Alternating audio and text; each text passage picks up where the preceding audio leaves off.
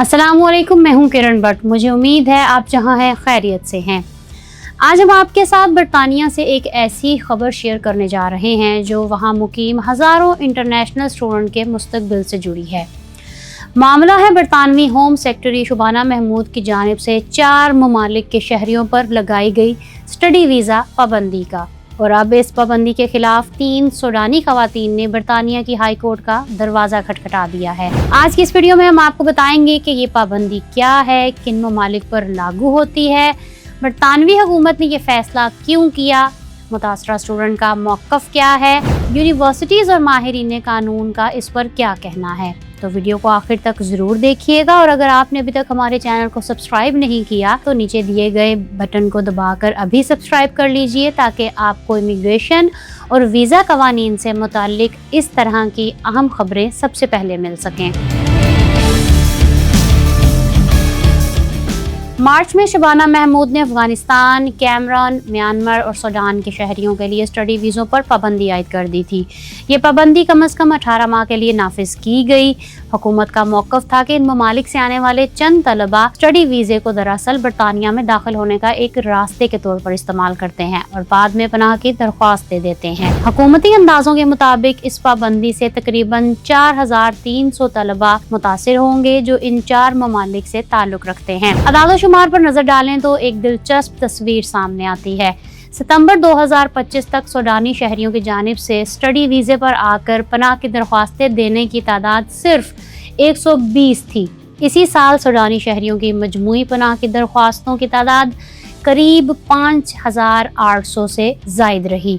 ये चारों ममालिक मिलाकर 2025 में जारी किए गए कुल स्टडी वीज़ों का महज 0.7% हिस्सा बनते हैं। यही वो नुक्ता है जिस पर तनकीद करने वाले सबसे ज़्यादा जोर दे रहे हैं कि इतनी कम तादाद के बावजूद पूरी कौमियत पर पाबंदी लगा देना एक गैर मुतनासिब और नाइंसाफ़ी पर मबनी फ़ैसला है। इस पाबंदी के ऐलान के फ़ौरन बाद बरतानवी यूनिवर्सिटीज़ की जानिब से शदीद तनकीद सामने आई।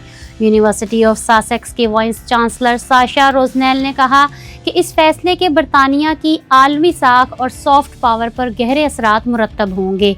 इसी तरह रसल ग्रुप और रिसर्च प्लस जैसी तालीमी तंजीमों की नुमाइंदगी करने वाली 34 यूनिवर्सिटियों ने मुश्तरका तौर पर शुबाना महमूद से मुतालबा किया था कि नुमाया तालीमी सलाहियत रखने वाले तलबा ख़ास तौर पर शिवनिंग स्कॉलरशिप के हामिल तलबा को इस पाबंदी से इस्तिस्ना दिया जाए। शिवनिंग एक हुकूमती फंडेड प्रोग्राम है जिसके तहत दुनिया भर के मुमताज़ और उभरते हुए रहनुमाओं को बरतानिया में 1 साला मास्टर्स की तालीम दी जाती है। इसके बावजूद जून में होम ऑफिस ने मजीद सख्ती करते हुए ऐलान किया कि अगर किसी यूनिवर्सिटी के बैनुल अक़वामी तलबा ज़्यादा तादाद में तालीम छोड़कर गायब हो जाएं तो इस यूनिवर्सिटी से बैनुल अक़वामी तलबा को दाखिला देने का हक छीन लिया जाएगा।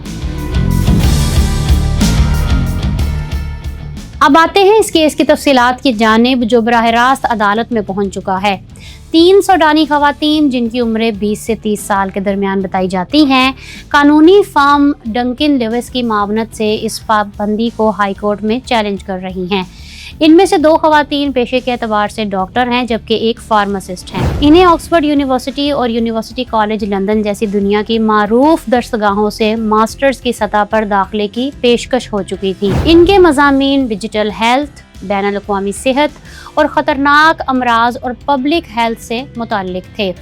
इन खवातीन का मौक़िफ़ है कि होम ऑफिस ने जिन कौमियतों को पाबंदी के लिए मुंतखब किया उसका तरीक़ाकार ही बुनियादी तौर पर गलत और नाक़िस था और ये कि हुक्काम ने बिला इम्तियाज़ पाबंदी आयद करने से पहले ये बाकायदा तहकीक ही नहीं की कि आया वाकई वसी पैमाने पर वीज़े का गलत इस्तेमाल हो भी रहा था या नहीं। इनमें से एक खातून ने इस कानूनी जद्दोजहद को इंसाफ के हसूल की कोशिश करार दिया। उसने बताया कि जब इसे ऑक्सफोर्ड से दाखिले की पेशकश मौसूल हुई तो इसने इसे एक ऐसे मौके के तौर पर देखा जिससे वो अपने मुल्क के हेल्थ सिस्टम की तामीर नौ में मदद के काबिल हो सकेगी। इसने मजीद कहा कि एक तजर्बा कार सूडानी डॉक्टर होने के नाते اس نے برسوں تولیدی صحت اور بے گھر ہونے والی کمیونٹیز کی مدد کے شعبے میں کام کیا ہے۔ محض قومیت کی بنیاد پر اسے امیگریشن نظام کے ممکنہ غلط استعمال کنندہ کے طور پر دیکھا جانا انتہائی تکلیف دہ ہے۔ اس نے اس بات پر بھی زور دیا کہ سوڈان پہلے ہی جنگ کی وجہ سے اپنی یونیورسٹیاں، ہسپتال اور بے شمار مواقع کھو چکا ہے، اور تعلیم ہی وہ چند راستے ہیں جو نوجوان سوڈانیوں کے پاس اپنے ملک کی تعمیر نو میں کردار ادا کرنے کے لیے باقی بچے ہیں۔ یہ پالیسی محض ویزا درخواستوں تک محدود نہیں بلکہ ایک پوری نسل کے مستقبل کو خطرے میں ڈال رہی ہے۔ قانونی فرم ڈنکن لیوس کی وکیل نے بھی اس معاملے پر اپنی رائے دی۔ انہوں نے بتایا کہ ان کی موکل خواتین انتہائی باصلاحیت اور نمایاں کارکردگی رکھنے والی طالبات ہیں جنہیں دنیا کی چند بہترین یونیورسٹیوں میں داخلہ مل چکا تھا، اور یہ افسوسناک بات ہے کہ ہوم سیکرٹری نے محض قومیت کی بنیاد پر بغیر کسی انفرادی جانچ پڑتال کے انہیں اس موقع سے محروم کرنے کا فیصلہ کیا۔ انہوں نے خاص طور پر اس بات کی نشاندہی کی کہ ان کی موکلات طبی شعبے سے وابستہ پیشہ ور خواتین ہیں جو پبلک ہیلتھ اور جنسی و تولیدی حقوق جیسے حساس موضوعات پر کام کر رہی ہیں۔ یہ وہی ترجیحات ہیں جنہیں برطانوی حکومت خود اپنی خارجہ پالیسی میں سوڈان کے حوالے سے اہم قرار دے چکی ہے۔ اب سوال یہ پیدا ہوتا ہے کہ اس کیس کا قانونی پہلو کیا ہے اور عدالت کس بنیاد پر فیصلہ کرے گی۔ درخواست گزار خواتین کا بنیادی قانونی موقف یہ ہے کہ کسی بھی پالیسی کو نافذ کرنے سے پہلے حکومت پر لازم ہوتا ہے کہ وہ ثبوت کی بنیاد پر فیصلہ کرے، نہ کہ محض قومیت کی بنیاد پر پوری آبادی کو ایک ہی زمرے میں ڈال دے۔ ان کا کہنا ہے کہ ہوم آفس نے نہ تو یہ ثابت کیا کہ واقعی وسیع پیمانے پر بدعنوانی ہو رہی تھی اور نہ ہی انفرادی درخواست گزاروں کے حالات کو مد نظر رکھا۔ اس کیس کا نتیجہ نہ صرف ان 3 خواتین بلکہ ان 4 ممالک سے تعلق رکھنے والے ہزاروں دیگر طلباء کے مستقبل کا بھی تعین کرے گا۔ اگر عدالت درخواست گزاروں کے حق میں فیصلہ دیتی ہے تو یہ ایک اہم نظیر قائم کرے گا کہ حکومت کو امیگریشن پالیسیاں بناتے وقت شواہد اور انفرادی جانچ پر انحصار کرنا ہوگا، نہ کہ محض قومیت پر۔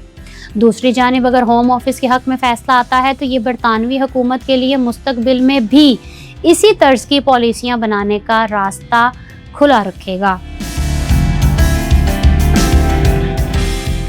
یہ پیش رفت ان تمام افراد کے لیے بھی انتہائی اہم ہے جو برطانیہ میں اعلیٰ تعلیم حاصل کرنے کے خواہش مند ہیں، خاص طور پر ترقی پذیر یا حساس حالات سے 2-4 ممالک سے تعلق رکھنے والے طلباء کے لیے۔ اس واقعے نے یہ سوال بھی اٹھا دیا ہے کہ آیا کسی فرد کی قابلیت، تعلیمی ریکارڈ اور پیشہ ورانہ تجربے کو نظر انداز کر کے محض اس کی قومیت کی بنیاد پر فیصلہ کرنا مناسب طرز عمل ہے یا نہیں۔ برطانیہ طویل عرصے سے بین الاقوامی طلباء کے لیے ایک مقبول تعلیمی منزل رہا ہے، اور اس طرح کی پالیسیاں مستقبل میں اس کی عالمی ساکھ پر بھی اثر انداز ہو سکتی ہیں، خاص طور پر ایسے وقت میں جب دنیا بھر کی یونیورسٹیز انٹرنیشنل اسٹوڈنٹس کو راغب کرنے کے لیے آپس میں مقابلہ کر رہی ہیں۔ یہ تھی آج کی مکمل تفصیل اس اہم اور حساس معاملے کی، جو نہ صرف برطانیہ کی امیگریشن پالیسی سے جڑا ہے بلکہ انصاف، مساوات اور تعلیمی مواقع کی بنیادی اصولوں پر بھی سوال اٹھاتا ہے۔ اس کیس کا نتیجہ یقیناً اس معاملے میں ایک نیا موڑ لائے گا، اور ہم اس پیش رفت پر مسلسل نظر رکھے ہوئے ہیں تاکہ آپ کو تازہ ترین معلومات پر وقت پہنچا سکیں۔ اگر آپ کو یہ ویڈیو معلوماتی لگی ہو تو اسے لائک کرنا مت بھولیے گا۔ اپنی قیمتی رائے کا اظہار نیچے کمنٹ سیکشن میں ضرور کیجیے گا کہ آپ اس فیصلے کے بارے میں کیا سوچتے ہیں۔ اگر آپ دیکھنا چاہتے ہیں کہ آپ امیگریشن آفیسر کے سوالوں سے کیسے بچ کر نکل سکتے ہیں تو یہاں کلک کریں، اور یہاں کلک کر کے آپ دیکھ سکتے ہیں کہ برطانیہ جاتے وقت آپ نے کن غلطیوں سے بچنا ہے۔ میرے چینل کو سبسکرائب کرنا مت بھولیے گا اور اپنا بہت سا خیال رکھیے۔ کرن بٹ کو دے اجازت۔ اللہ حافظ۔